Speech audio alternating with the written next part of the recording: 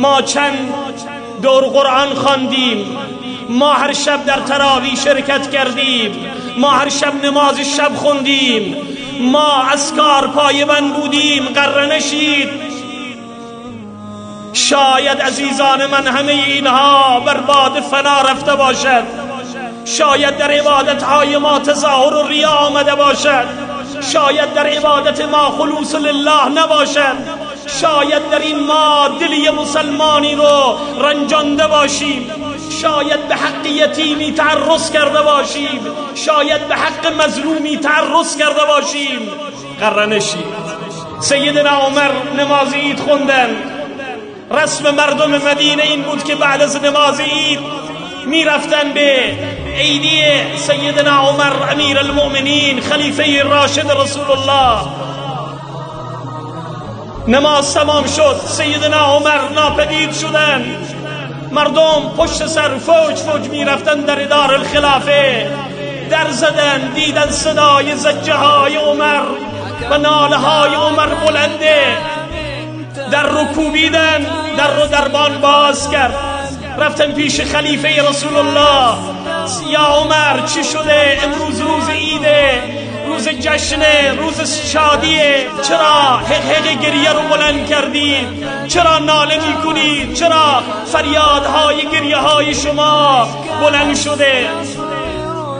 سیدنا عمر میگه مسلمان ها من رو به حال خودم بگذارید، شاید من از جمله اون کسانی باشم که در این روز مورد مغفرت الله قرار نگرفته باشم و خداوند متعال این عبادتهای من رو نپذیرفته باشد.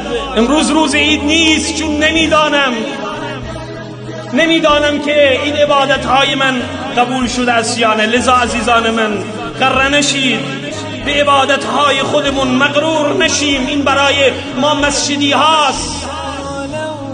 بعضی اوقات یک دو رکعت نماز میخوانیم دیگه میگیم تو دنیا مسلمان واقعی و حقیقی ماییم.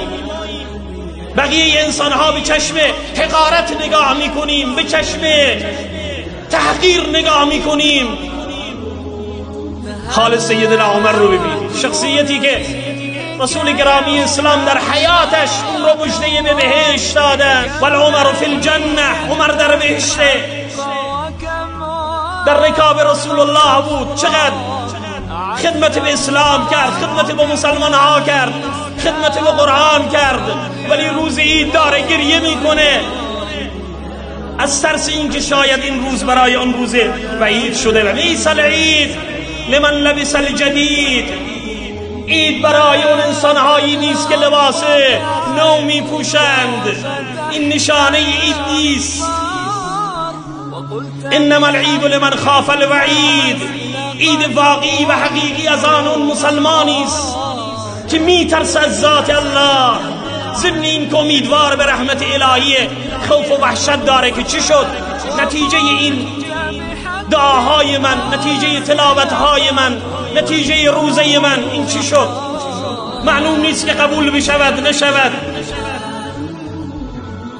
عید واقعی مال اونهاست.